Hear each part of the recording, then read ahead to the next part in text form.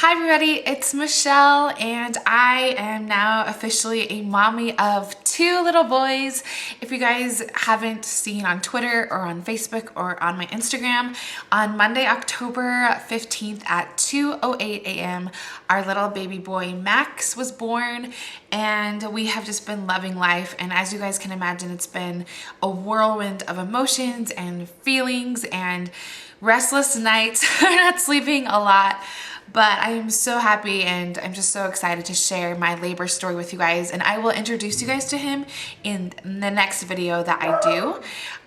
So I just wanted to do my labor story this video and share with you guys my experience of what was going on.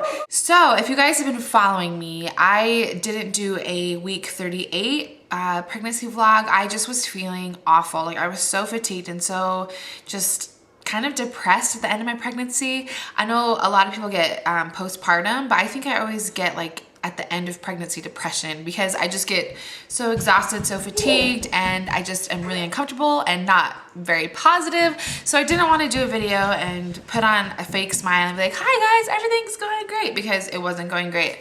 So I didn't do that video. But this past weekend, if you follow me on Instagram and Twitter and my Facebook page, you saw me on Saturday night post a picture of my swollen hands, and everybody was like, it might be preeclampsia and all this stuff, and it wasn't, because I always swell at the end. But I was just really miserable, and I was just like, Brad, Will, and I just going places, just trying to stay busy because I really wanted the baby to come. And I was scheduled to be induced on Tuesday, this past Tuesday, October 16th, at 39 weeks. But Sunday morning at like 7:30, I started leaking, and it didn't look like urine because it was clear, but I just thought it was kind of like extra discharge, and it wasn't, you know, mucusy or anything like that. It's just really watery. And it wasn't just like a gush either, which is how my water broke with Will. And so I thought, is this my water breaking? So I was just gonna kind of watch it throughout the day because it wasn't anything huge. It's just like a little bit here, a little bit there. Finally by 7:30 that night, so 12 hours later, I hadn't had any contractions or anything. No Braxton Hicks, no contractions. And I was at my parents' house and I was sitting there and I was telling them, I'm like, I think I just peed in my pants. And so I went upstairs and more came out than normal. And so I texted my brother, who is a doctor, and I said, is this normal? Like, do you think this sounds like my water is breaking? What do you think I should do? He's just like, you know, just call your doctor and they'll tell you what to do. So I called the on-call doctor, obviously because it was the weekend, and she told me to go into labor and delivery just to get it checked out to see what it was. And so I got to labor and delivery, just kind of not that excited because I was pretty confident that it was just like, you know, discharge or something, but I just wanted to make sure. And so they just took like a pH strip and they checked the fluid, and it turned out to be positive for amniotic fluid, but she said that it could be a number of fluids, so they wanted to do another test to see if it really was amniotic fluid. So they did like this 100% positive, like there's no wondering what it is test. And Brad and I were in the hospital room just kind of waiting, and Will was at home with my sister, and by this time it was already like 9:30 at night. And we waited for the test results for half an hour, and there was a screen next to me like monitoring my contractions, which I wasn't having any, and monitoring the baby's heartbeat. And the nurse's notes also go on that screen. So the nurse was out of the room, and then I saw on her nurse notes on the screen, it said, test is positive for amniotic fluid, page the doctor and start Pitocin.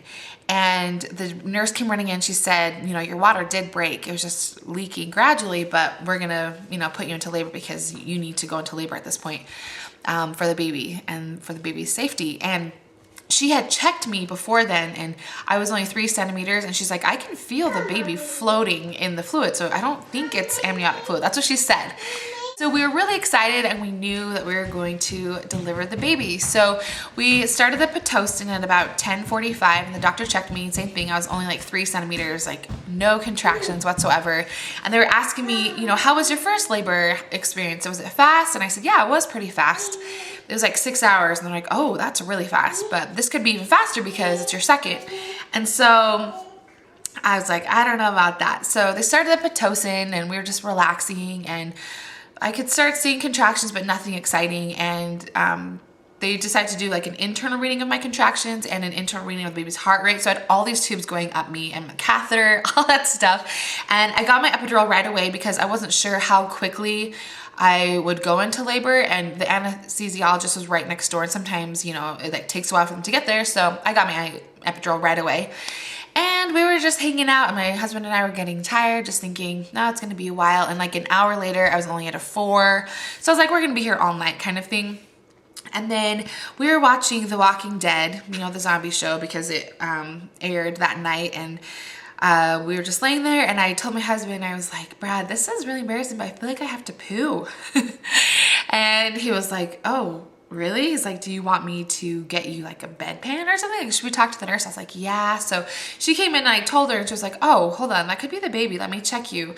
And sure enough, she checked me. She was like, whoa, there's nothing there. I was like, what? She's like, okay, let me go get the doctor. And then I see the nurse notes on the screen again. And it was like, page the doctor, ready to deliver. And I was like, what, ready to deliver? At this point, it was 2 o'clock in the morning. And I'm realizing at this point that my epidural has been wearing off. Or it hasn't really kicked in at this point because I hadn't had it for that long. So I could actually feel the pressure to push the baby out. And so the doctor came in and she's like, hey, are you ready to push? And I was just like, what?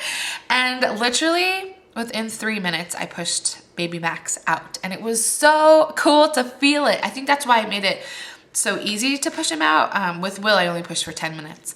But this baby, I just pushed him out within 3 minutes, and it was kind of scary because his heart rate was low every time I was having a contraction. And so it was good that I was going to be induced that Tuesday, but also just good that everything went so quickly because the umbilical cord was wrapped around his neck. So he was kind of pale when he came out. So that was kind of scary, but everything's fine. So I pushed him out, and there he was. And he's just so beautiful. You guys, I'm so emotional. Look at me. I'm just an emotional not pregnant lady, but just new mom, emotional. So I pushed him out, and they cleaned him up, and they gave him to me. And my husband took this picture of the first time I ever held my baby Max. And it's been great. And I tore like a tiny bit because Will had already torn me a little bit more. So recovery was just so fast and so easy. And I went home. We slept there for, let's see, I was there Sunday night and Monday night, and then I came home Tuesday. So I've been feeling so good. I mean, I've just been trying to adjust to having 2. Thankfully, I have the most incredible husband in the world who is just, I get so emotional. He has just been by my side. I don't know what I would do without him. I am so sorry. I'm so emotional, guys. Whew. He has just been there. Like the doctor, when you're at the hospital, there's all these people coming in, you know, for insurance or for the pediatrician and this and that. And one of the nurse case managers came in, and she's like, do you feel like you have sufficient help at home? Like, let's talk about postpartum. And I was just like, I do have help. Like, I have the most amazing husband who just does everything he can to help me. And it's been so great. And I love Will so much. He's been so sweet with baby Max. He hasn't shown any jealousy at all. I mean, he has been throwing tantrums, but they're not like Max related, if that makes sense. And baby Max has red hair, you guys. I am half Asian and I have a redhead baby, and I'm pretty sure he's gonna have blue eyes. I mean, you can't tell at this point. But I am just so loving my life. I love these little boys, and Max has just picked up nursing. Like, he's a champion breastfeeder. He sleeps for long periods of time during the day, not at night, but it's just comforting to me that he actually sleeps for long periods of time, because Will never did as a newborn. He would never sleep for like 3-4 hour stretches. So sorry, I'm like a wreck. But that is my labor and delivery story. If you guys have any other questions, just comment below, or you can tweet me or Facebook me. I will be doing a video where I will introduce baby Max to all of you. We named him Max because my grandpa is named Max, my dad's dad, and we've just always loved the name. And my grandpa is actually very ill right now, very, very ill. And it's been so fun to let him know that his amazing name is being carried on in a redhead. So I am just so happy. Thank you so much for all of your support, you guys, with everything throughout this pregnancy. It's been such a great experience to share this with you guys over the past 9.5 months.